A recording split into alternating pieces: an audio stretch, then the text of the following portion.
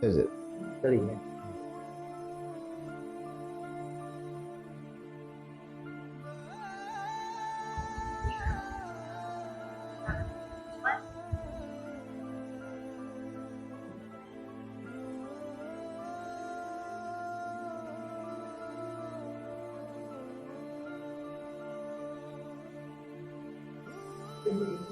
இது இருக்குதா?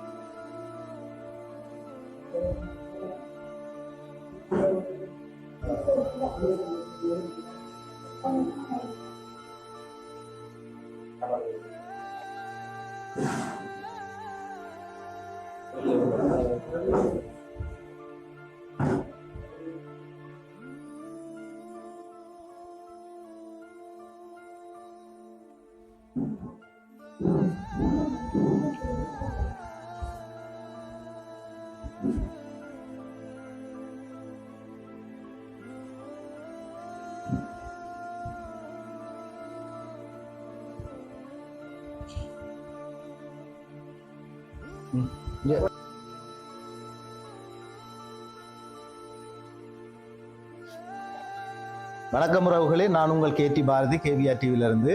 நாங்கள் இன்றைக்கு இந்த இடத்துல கூடியிருக்கிறது துரைராசா புஷ்பராசா. அவர வந்து சொந்த பேர் வந்து விசாகன்.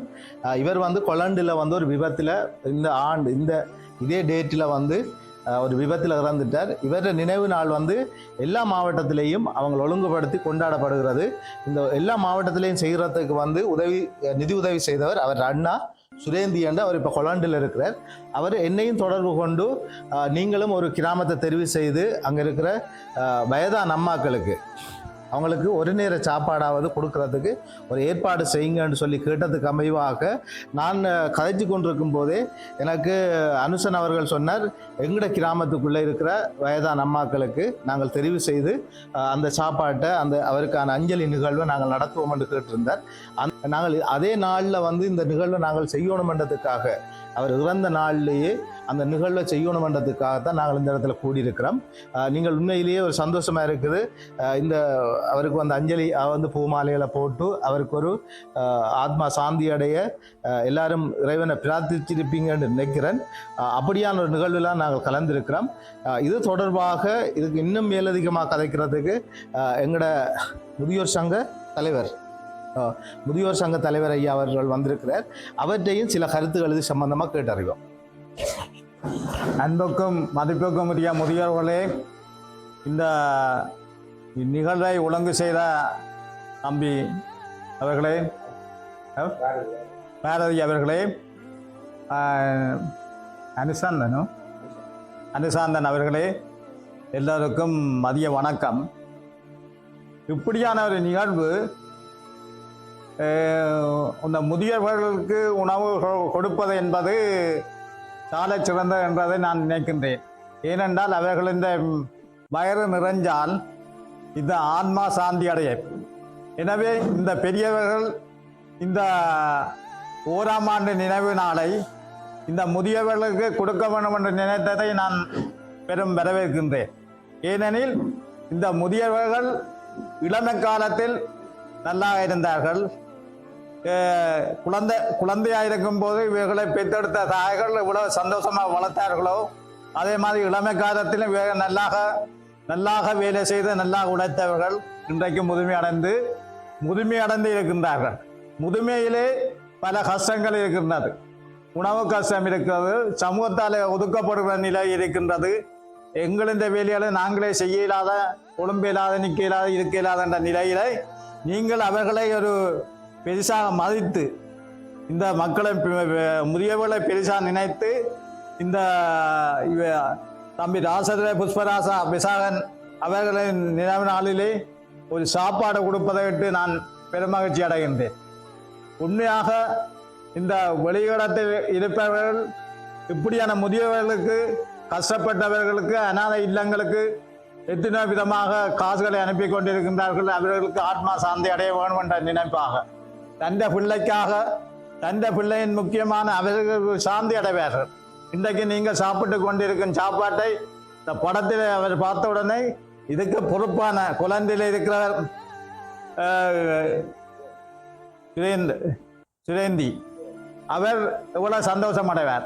இதை ஒழுங்கு செய்த இப்போ இங்கே ஒழுங்கு செய்த தம்பி அனுசாந்தன் பாரதி அவர்களுக்கும் நாங்கள் நன்றி செலுத்த வேணும். என்னென்னா, நான் ஒரு முதியோர் சங்க தலைவர். எங்களோட முதியவர்களுக்கு இப்படிப்பட்ட சலுகைகள் மேலும் மேலும் கிடைக்க வேணும். அவர்களுக்கு நீங்கள் இப்படியான ஒரு சந்தர்ப்பத்தை வழங்க வேணும் என பாரதி அவர்களை கேட்டுக்கொள்கின்றேன்.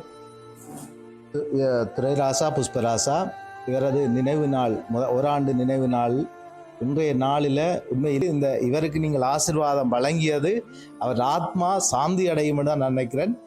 இதில் இன்னொரு விடயத்தை நான் கேட்குறேன். இந்த வெளிநாட்டில் வாழுகின்ற உறவுகள், உங்களது பிள்ளைகளின் நினைவு நாளாக இருந்தாலும் சரி, உங்களோட தாய் தந்தையின் நினைவு நாளாக இருந்தாலும் சரி, இப்படியான இடங்களை தெரிவு செய்து வயதான முதியவர்களுக்கு இந்த உணவு வழங்குகின்ற செயல்பாடை நீங்கள் தொடர்ந்து நடத்துவீர்கள் என்றால் உங்களோட பிள்ளைகளுக்கோ அல்லது உங்களோட தாய் தந்தையினருக்கோ ஆத்மா சாந்தி அடைந்து அவர்கள் நல்ல நிலைக்கு இருப்பார்கள், அவர்கள் ஆத்மா சாந்தி அடைந்து இறைவனிடத்தில் நல்ல இடத்துல இருப்பாங்கள் என்று கேட்டு இந்த நிகழ்வை நடத்துறதுக்கு நீங்கள் எல்லாரும் ஒத்துழைச்சிருக்கிறீங்க.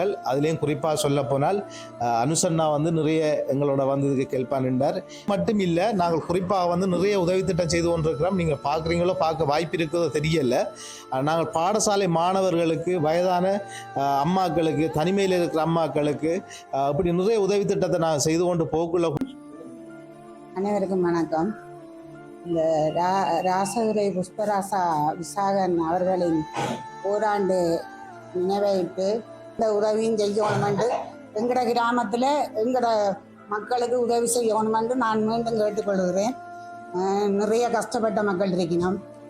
அவர்களுக்கு நீங்கள் இப்படி முதியோர்களை அழைத்து அவர்களுக்கு என்ன உணவோ உடையோ அல்லது அவர்களுக்கு ஒரு வருத்தம் துன்பம் அப்படி வரைக்கும் அவர்களுக்கு உதவி செய்வது மிக முக்கியமான விஷயம். அதை நீங்கள் கருத்தில் கொண்டு அவர்களுக்கு உதவி, இன்னும் வர உதவிகளை எங்கட கிராமத்து மக்களுக்கு நீங்கள் செய்ய வேண்டும் என்று நான் மிக தாழ்மையுடன் கேட்டுக்கொள்கிறேன்.